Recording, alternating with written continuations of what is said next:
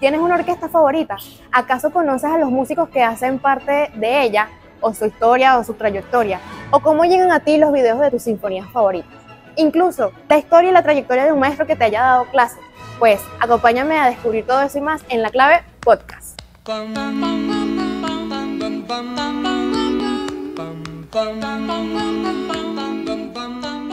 Hola, yo soy Oscarly Rivas y bienvenido a La Clave, el podcast. En esta oportunidad tenemos un invitado de lujo, nuestro queridísimo maestro David Ascanio, quien tengo el placer de que sea mi maestro de música de cámara. El maestro David Ascanio es uno de los insignes pianistas de Venezuela. Es egresado de Juilliard y actualmente es encargado de la Cátedra de Música de Cámara del Conservatorio de Música Simón Bolívar.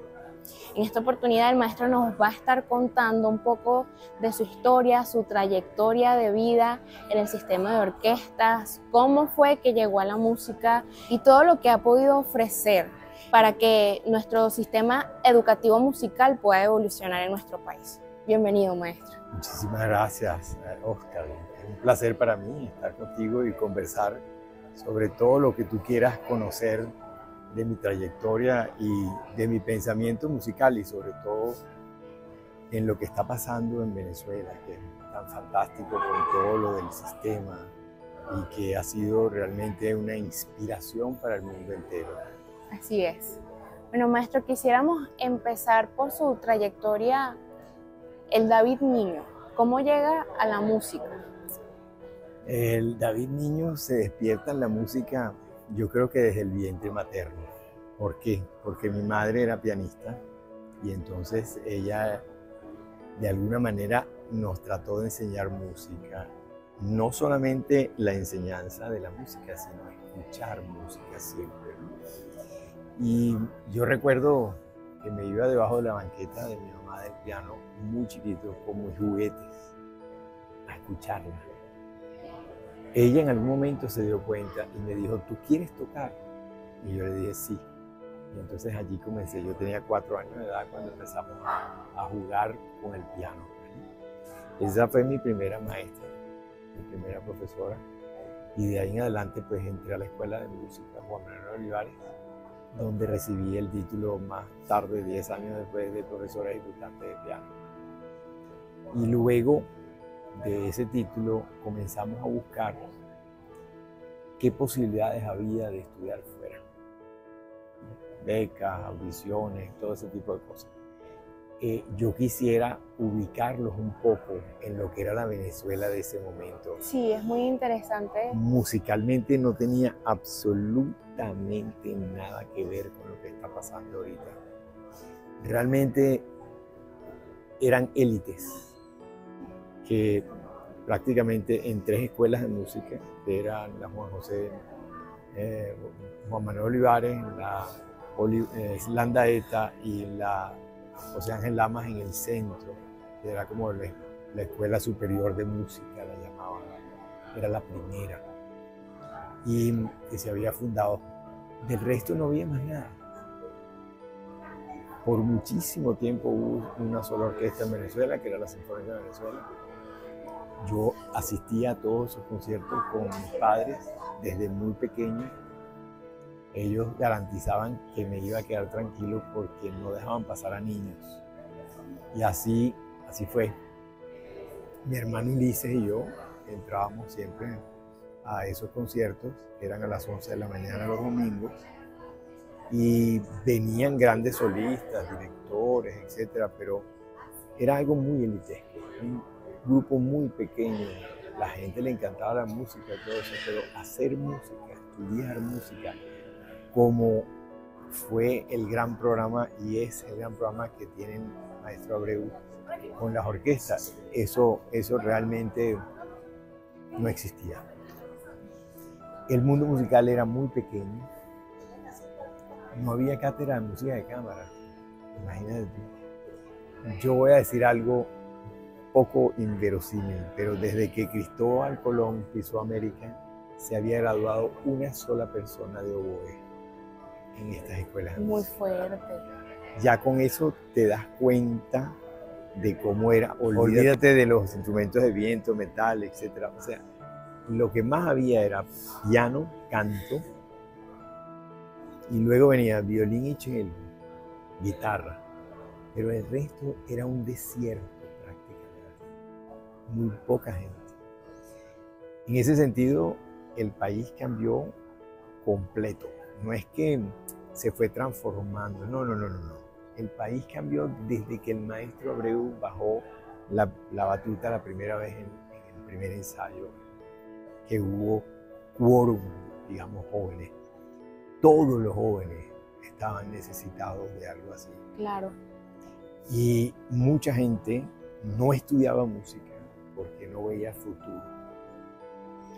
Muchos padres, son centenares, yo digo miles de padres que no dejaron a sus hijos estudiar música seriamente porque ¿qué van a hacer después? Hay una sola orquesta, sí. ¿Dónde van a tocar? Eso es una realidad en Latinoamérica todavía, Esa una es problemática. Tienes toda la razón. Sí. Todavía hay mucho prejuicio con relación a lo que es el estudio serio de la música, sí. ¿no? Como lo hacen ustedes, que es extraordinario. Yo veo tantos jóvenes, Dios mío, que se han preparado y que hoy en día están inclusive en posiciones extraordinarias fuera del país, en orquestas famosísimas y grandes, o si no dando clases y tocando siempre, y que se formaron aquí. Sí. Gracias al sistema, a ese programa extraordinario académico orquestal para niños y jóvenes, y también coral. Y ya que lo mencionó, maestro, ¿cómo fue ese primer encuentro con el maestro Abreu? ¡Wow! Eso fue extraordinario. ¿Qué significó? Yo tenía 15 años y nos encontramos en una fiesta y allí el maestro tocó, improvisó. No hay en el mundo un improvisador como él que te haga una fuga en un momento. Hay personas que dicen improvisar, sí, en jazz, en esto, lo otro, inclusive en música más seria, pero realmente alguien que te improvise una fuga de 5 voces con todos los principios de la fuga, lo que se puede aplicar, más complicadas, las técnicas, la forma más compleja que existe en la fuga. Y el maestro lo hacía como riéndose además, y te decía, ahora vamos a invertir el soprano, ahora vamos a hacer una aumentación en el bajo, etcétera. O sea, iba aplicando todo y lo iba viendo y se reía. Yo creo que lo que más me agarró a mí del maestro Abreu era la felicidad con la cual hacía música. Yo no había visto a nadie así. Nunca, profesores de la escuela de música, ni la felicidad completa, absoluta en el acto de hacer música, que es realmente, cuando uno dice vamos a hacer música, es eso, es vivir la música. No sé, claro que hay miles de maestros y hay gente que es extraordinaria y todo, pero todavía no he encontrado la persona que viva la música. Él la vivió. Eso es una virtud, sí. Una característica bastante impresionante de los genios, diría yo. Bravo, hija, bravo, porque se trata de un personaje que realmente se le puede dar 2 títulos sin que quede ahí nada de reserva: genio y maestro. Sí. Para mí él es el verdadero maestro, esa persona que abre caminos, que en esos caminos te va a dar la oportunidad de que tú te desarrolles, no imitándolo, no tratando de ser lo que él dice, porque él decía poco de cómo debes hacerlo. Él te daba la oportunidad para que tú lo hicieras. Respetar la individualidad. Exacto. Sí. Eso es maravilloso. Yo de ahí en adelante tuve clases con él y fue un encuentro que duró muchos años, y yo me atrevo a decir, te hablaré un poquito de Juilliard y todo eso, pero me atrevo a decir que la persona que me dio los canales para yo llegar a un nivel de profundidad insondable a veces, en la música y en el arte, porque él unía todo, tenía una cultura fuera de serie, grecorromana, luego renacentista y del barroco y de todo el alto gótico, etc. Nos daban a todo el que se acercaba a él y que él consideraba importante ayudar, que nos daba así, pero a borbotones, como un río donde nace. Nos daba la oportunidad de por lo menos vislumbrar todo aquel conocimiento, toda aquella riqueza de un mundo interior labrado durante toda su vida y comprendido. Para mí comprendido es cuando las cosas se viven de verdad, y él tenía eso. Entonces yo tuve ese privilegio, diría yo, esa oportunidad única de estar cerca de él y recibir tanto de lo que son al final grandes valores y principios de la vida, no solamente de la música. Seguimos un poco con lo que usted me está contando de que la cultura de la educación musical está todavía muy chiquitita aquí en Venezuela. Cuando llega Juilliard a Nueva York, ¿cómo se expandió eso? ¿Qué fue lo que vio? Muy bien. Quisiera primero decirte un poquito de lo que era la actividad musical en cuanto a lo académico. Estas escuelas de música tenían grandes maestros, ojo, que daban clases.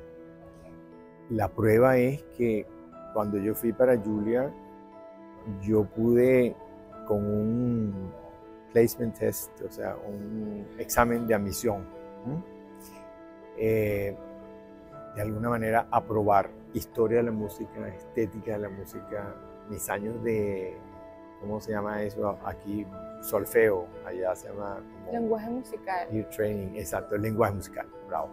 Y muchas materias que eran aledañas, yo pude descargarlas. Donde la cosa se puso, bueno, en mi piano, yo pude entrar en un examen de admisión.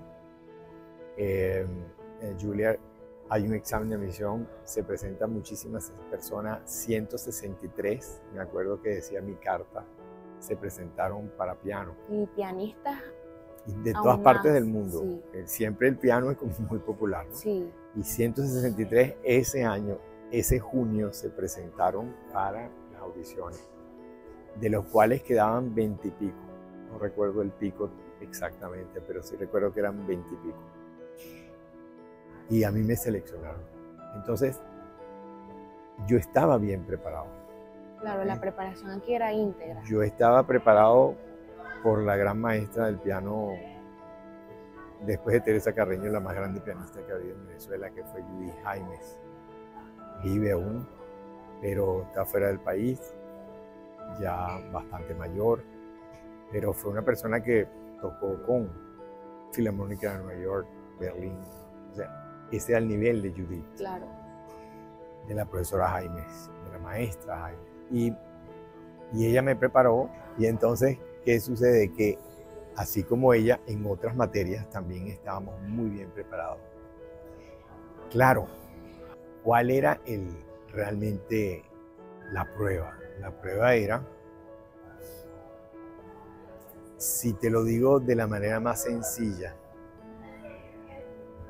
que quizás cualquiera lo pueda entender. Si yo tengo un hipódromo en un sitio que es pequeño, donde hay cuadras de caballo reducidas, esos caballos van a competir con ellos. Van a desarrollar una velocidad, van a desarrollar una actuación seguramente buena. Pero cuando tú pones esos caballos a competir en hipódromos donde se ha hecho carreras internacionales, etcétera, etcétera, ese caballo, por muy bueno que sea, tiene el choque de que, Dios mío, yo arranqué y ya el otro iba. ¿Me entiendes? Claro. Entonces, yo diría que ese era, en aquel entonces, no existía el sistema. Era lo que nos pasaba a todos en los instrumentos que estuviésemos. la falta de exigencia.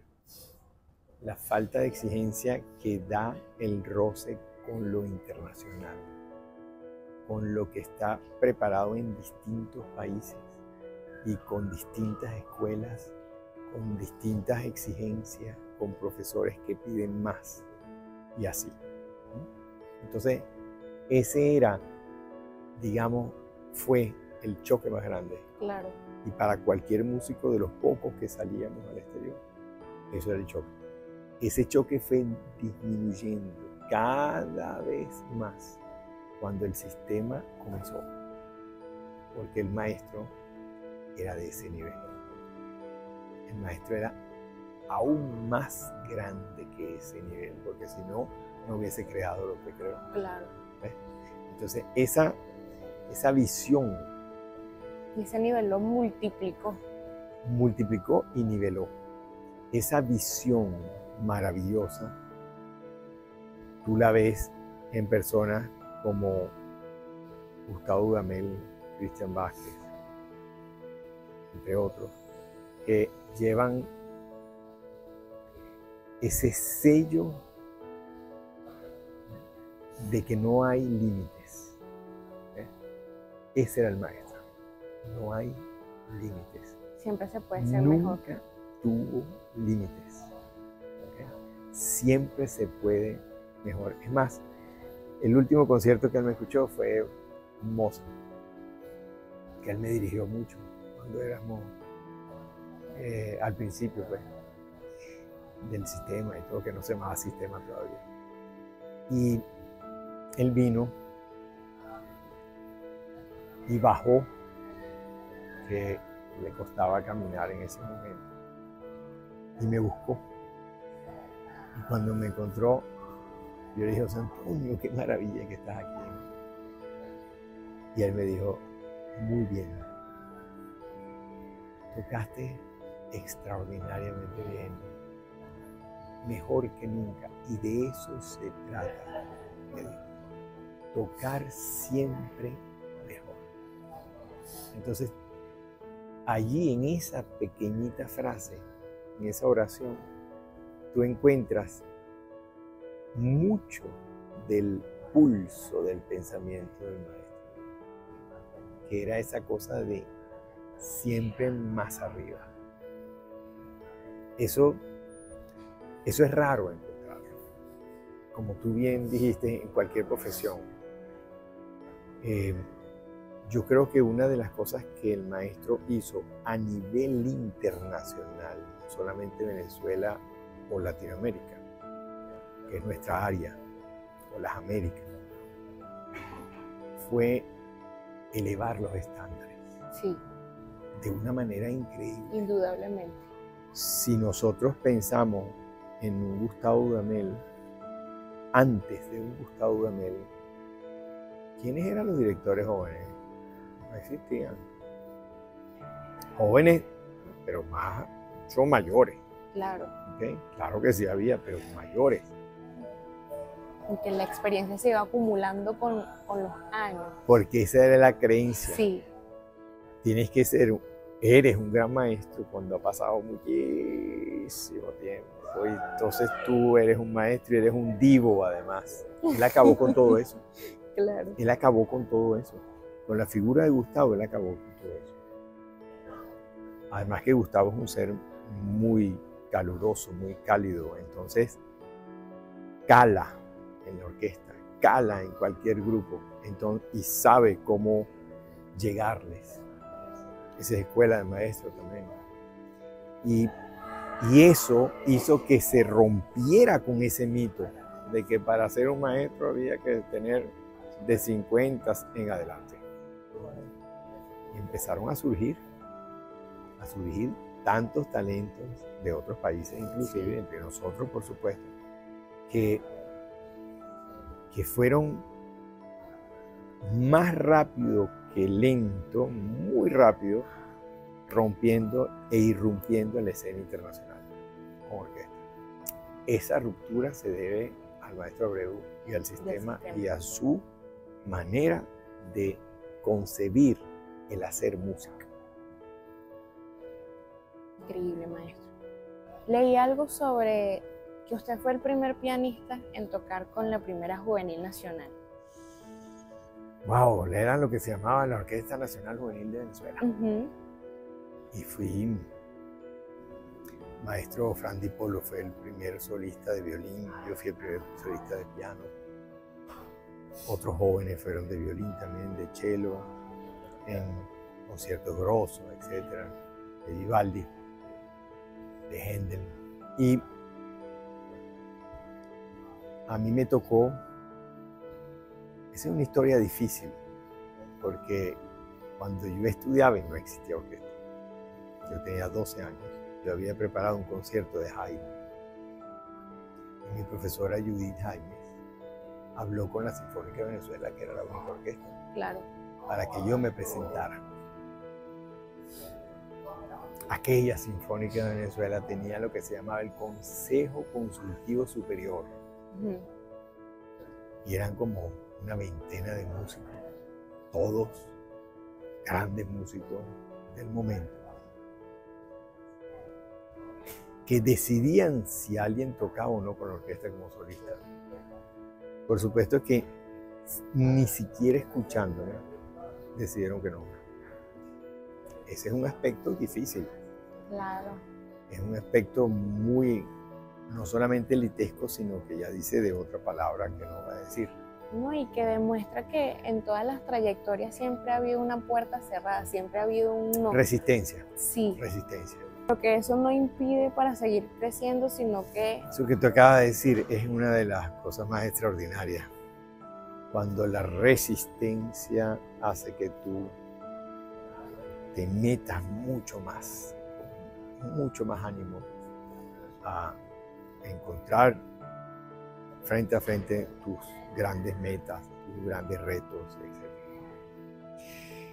Y aquella Sinfónica de Venezuela decidió que era muy niño para tocar con ellos. Mi maestra entró en un problema gigante porque les dijo, ni siquiera lo han escuchado. Y ese concierto se congeló. Claro. Claro, yo lo toqué como mi examen, a lo mejor algo de eso. No había orquesta en el conservatorio, en la escuela de música. Listo, pues, ¿no? Ni siquiera 2 pianos, o sea, yo solito. Y años después, yo le conté eso al maestro. Y yo me imagino que eso hizo que él rompiera esa, como tú dices, esa pared, esa puerta cerrada. Él la abrió. Y él la abrió. Y fíjate que él no me pidió los otros conciertos, sino que me pidió ese concierto. Me dijo, tú vas a hacer ese concierto. Entonces, ese era su pensamiento. La apertura, siempre. Ese era, digamos, no su pensamiento, sino su motor. Abrir, dar oportunidades, siempre. Claro. Y aquí estamos, ¿no? Más de 1 millón de niños, jóvenes, eso nos hace pasar, maestro, ya pasamos por su encuentro con el maestro, ya pasamos por su inicio en la música, graduado aquí en Venezuela, graduado de la maestría en Juilliard. ¿Verdad? ¿Cómo pasamos a ese David maestro, profesor, educador, formador de músicos a nivel nacional? La manera que hacía todo el maestro. El regreso, ¿qué voy a hacer yo aquí? El maestro me dijo, me llamó y me dijo, te vas a encargar junto a mi maestra Judith Jaimes y vamos a fundar la primera cátedra de música de cámara en Venezuela. Increíble. Yo me quedé, ajá. Bueno, yo vi bastante música de cámara en Juilliard y todo, chévere. ¿Listo? ¿Ya está? Yo le dije, bueno, pero habrá que... No. Tú sabrás cómo hacerlo. Y bueno, ahí empezamos. Y volvemos con el respeto a la individualidad. Sí, señor. Espacio para crecer. Exacto. Y bueno, me dio ese inmenso una inmensa responsabilidad y al mismo tiempo una inmensa oportunidad para crecer. Sí. Como tú dices, porque enseñando es cuando uno aprende. Realmente cuando uno enseña, tú empiezas a dejar salir una serie de conceptos que empiezan a hilarse, todo lo que has visto desde niño, todo empieza a, vamos a usar esto, vamos a usar aquello, vamos a hacer esto. Y la creatividad del momento, por supuesto, al unir todo eso. Y eso yo siempre dije que mis mejores profesores fueron mis alumnos. Porque cada grupo, como tú bien lo sabes, que ha sido por 3 años mi estudiante, una extraordinaria estudiante con compañeros de ensambles, porque hiciste varios, ustedes traen la música y hay que solventar siempre algo distinto, porque en esa combinación de personas se da X. Y ese X le falta o le sobra cosas maravillosas y entonces uno tiene que ir haciendo como una suerte de alquimia. Sí. Balanceando aquí, por allá, viendo, escuchando muchísimo. Y allí es cuando uno realmente aprende. De ahí en adelante seguí siempre con los ensambles, con estudiantes, infinidad de estudiantes que yo he tenido, muchísimos, durante tanto tiempo. Y también me ocupé del piano, de la cátedra de piano, menos que música de cámara, porque Claro. en aquel entonces estaba la maestra Judy Jaime se fue del país en ese momento porque consiguió en una gira una posición en una universidad y quería desarrollarse por allá. Me quedé yo y entonces estaba la profesora Harriet Ser, gran pedagoga, maestra del maestro Abreu de piano. Y ella daba clases, luego enfermó. Y entonces él me dijo, tendrás que ocuparte un poco más del piano también. Y ahí fui haciéndolo, pero casi siempre yo daba más tiempo en música de cámara que en piano. Claro. Siempre, no sé, me llamaba más la atención como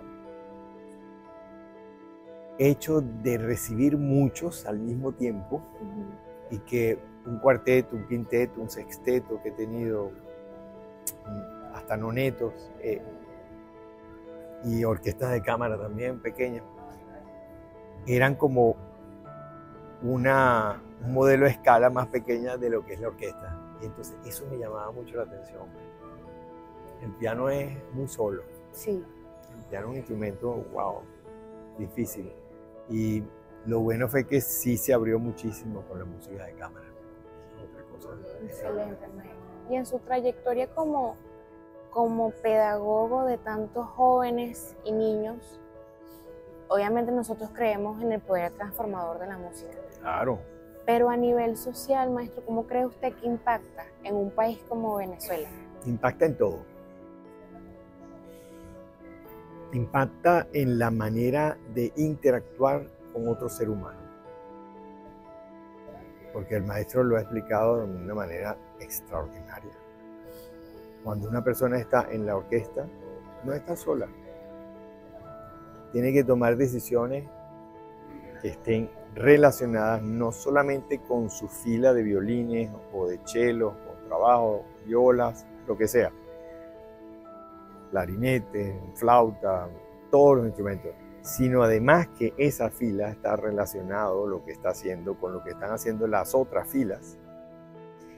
Y además todo eso está relacionado con lo que está concibiendo el director de orquesta con relación a esa música que se está haciendo.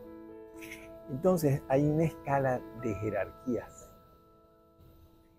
que si no se respetan, entramos musicalmente en una cacofonía. O sea, todo el mundo hace lo que le da la gana. Eso no puede ser en la música. En la música hay un orden. Claro. Hay varios órdenes. Hay un orden armónico desde el punto de vista de cuál es mi relación con el otro, con la otra línea que está actuando junto a mí. Hay un orden de quién está actuando y quién no. O sea, hay que respetar el silencio. Hay un orden aún más profundo, que es el orden de que esa música que se está haciendo no es mía, no la hice yo, la hizo otra persona que por lo general no está en el público ni está en la orquesta. Sí hay casos de compositores jóvenes que de repente pueden estar allí, o mayores, como ha sido el caso de varios, y que son gente muy importante, como vamos a hablar de Penderecki, Penderecki o del maestro Blas Emilio Tertúa, que tuvieron el privilegio extraordinario de escuchar su música, hasta de dirigirla y de poder hablar de su propia música. Pero eso no es el caso si estamos haciendo Beethoven o Mozart. Entonces, hay también toda una disciplina para yo interpretar todo lo que deja ese compositor en blanco y negro allí. Ese es un nivel más profundo musicalmente, pero también hay un nivel que va más allá, que es el que a mí más me interesa. Es el nivel espiritual. ¿Qué me da a mí esa música cuando la hago? ¿Qué me da a mí esa música cuando la oigo? ¿Qué me da de vida eso? De esa vida que no puedo cuantificar. Puedo calificar, puedo tratar de acercarme con palabras a lo que significa esa vida, pero realmente puedo, no, tengo que vivirla. Esa es la gran oportunidad de vida que trae el ensayo, porque en el ensayo tú empiezas a relacionarte con todos estos valores sin darte cuenta. Claro. Y cuando hay un director que tiene una visión clara de lo que es esa música, sea muy alta, muy profunda o no, pero que esté claro en su momento, los músicos comienzan a encontrar esos valores. Esos músicos tocados como si fuera algo divino, como una varilla mágica, no son los mismos seres que un joven que no ha tenido esa oportunidad. Por muy brillante que sea ese joven en cualquier otra disciplina, cualquier otro estudio, el de la música trae algo que es el poder compartir algo común y que se transforma en algo individual, como tú decías, pero que ahí mismo va a alimentar lo común. Entonces es algo que de alguna manera ayuda a colocar en sitio el macro, lo colectivo, y el micro, lo individual. Y esa relación que se da allí, esa fricción constante de qué significo yo tocando mi viola en esta sinfonía de Mahler, inmediatamente va a redundar en cómo va a sonar esa sinfonía completa de Mahler. Y eso me va a alimentar a su vez. Y entonces, ese alimento es la sociedad con el individuo. Ese roce, ese intercambio maravilloso, la música lo posee. Por lo tanto, cada uno de esos jóvenes músicos como eres tú, sin darse cuenta, están metidos completamente en un mundo que los está enriqueciendo y al cual ustedes están enriqueciendo. Sí, totalmente de acuerdo, maestro. Eso es hermoso. Sí. Eso es el sistema. Eso es el sistema. Y eso es lo que ha llamado la atención, entre millones de cosas que el maestro explica mejor que yo. Y ha explicado, y ha dejado constancia de eso. Pero es lo que busca, de alguna manera, yo diría que con una gran vehemencia, todas aquellas sociedades que han tomado el sistema como ejemplo. Porque el ser humano, lamentablemente, aun cuando hay una gran explosión de información que se pasa a través de las redes sociales, de todo lo que es la pantalla hoy en día, lamentablemente eso llega, pero no sale. ¿Qué está realmente alimentando? Cualquier buen anuncio, cualquier buen Instagram, cualquier buen video de Facebook, de todas esas cuestiones, ¿qué está realmente alimentando a la sociedad como conjunto? Es terrible lo que estoy diciendo. Sí. Porque hay cosas maravillosas. Yo estoy allí viendo la pantalla y estoy tratando de ver qué agarro. Me llegó del mensaje el 100% si tienes mucha atención, si conoces lo que están hablando. 50%, 10%. El mensaje es extraordinario de repente. Pero ¿cuál es la interacción? ¿Cómo llevo yo eso a cambiar mi realidad y la realidad de lo que me está circundando? Eso es un problema ya más alto, ¿no? Más actual, además. Sí. No sabemos hacia dónde va todo esto y por lo tanto yo siento que esa creación y visión del maestro Abreu de lo que es la música en conjunto con las orquestas, los ensambles de cámara, etc., va a ser un salvavidas maravilloso. Sí, estoy de acuerdo. Lo es. Sí. Según su perspectiva, maestro, ¿cuál es su visión para el futuro del sistema? Es algo gigantesco. Sí. Es algo de una gran presencia. Es algo de una verdad muy, muy profunda.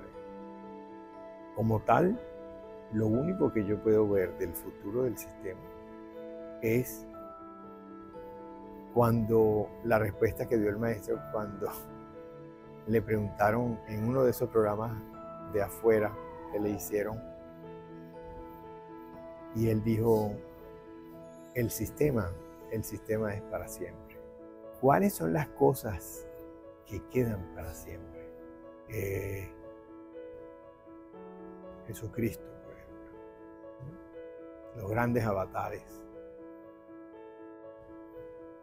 que han llegado a las civilizaciones distintas para mostrar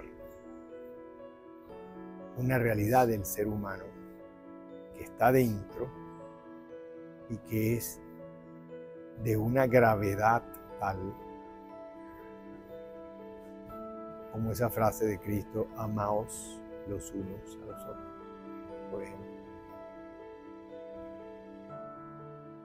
O una frase de Buda,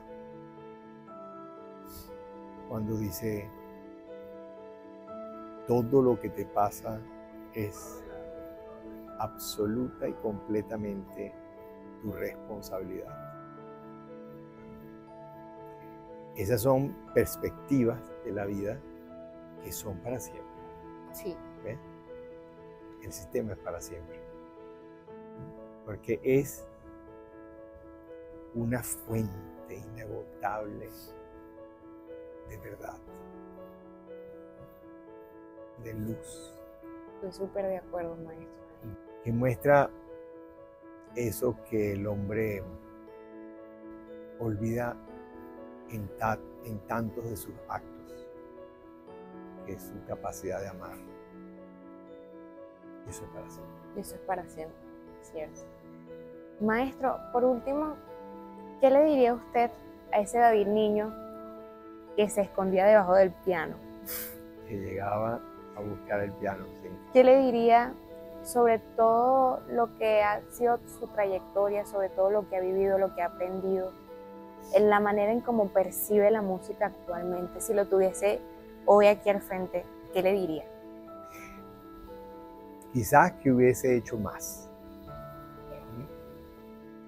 Que hubiese no buscado más dentro de él, porque puedo decirlo sin ningún tipo de recato, he ido muy profundo en mí. La vida es infinitamente profunda, pero en mí he navegado aguas muy profundas. Allí no tengo que, por ahí no tengo nada que decirle a ese niño, porque desde muy niño empecé a buscar eso, ¿no? Eso es una inquietud que nace con uno, creo yo. Pero sí, haber hecho mucho más. Yo no sé a esta altura de mi vida si uno está como limitado por lo que uno es a hacer lo que hizo. Es como una predeterminación, ¿no? Yo no lo sé. Pero algo de querer haber hecho más está por ahí. Eso yo creo que ha hecho mucho. Y sigue haciendo mucho. Y sigo haciendo, gracias a Dios, Sí. tengo la salud para hacerlo y todavía seguirá algo haciendo de fuerza. mucho. También un mensaje Sí. para los jóvenes, no solo venezolanos, sino el joven que quiera ser parte de esta formación musical, alguien que se quiera dedicar a la música, alguien que vea esto como una profesión, como arte, como algo a lo que dedicarse. ¿Cuál sería el mensaje? El mensaje es que hay dos partes, como todo ser humano. Hay una parte espiritual y una parte material. En la música, como en el arte, como en cualquiera de las carreras, disciplinas extraordinarias que son de la escena, ballet, danza, teatro, etc. Hay que tener ese gusanito que te quiere y todo el tiempo te dice, quiere decirte, mira, hay que seguir buscando. No tanto encontrando, son más importantes las preguntas que las respuestas, porque hay que seguir hasta el momento en que tú sientas que lo que haces es un sacerdocio. Eso te atrapa, eso te agarra y tú te olvidas de tanto que puede ser muy importante para otras personas, pero que para un músico, un joven músico, la música comienza a ser el alimento principal de su ser. Lo único que yo les puedo decir es nunca se traicionen. ¿Okay? Al mismo tiempo, somos materia. Y hay que asegurar, de alguna manera, la palabra, tú lo sabes como alumna mía, seguridad no me gusta porque no existe. Pero sí hay que entender, diría yo, que hay otro mundo que es material. Y no se puede uno solamente vislumbrar por el espíritu, sino que somos cuerpo. Y hay que tener cuidado con esto. Sí.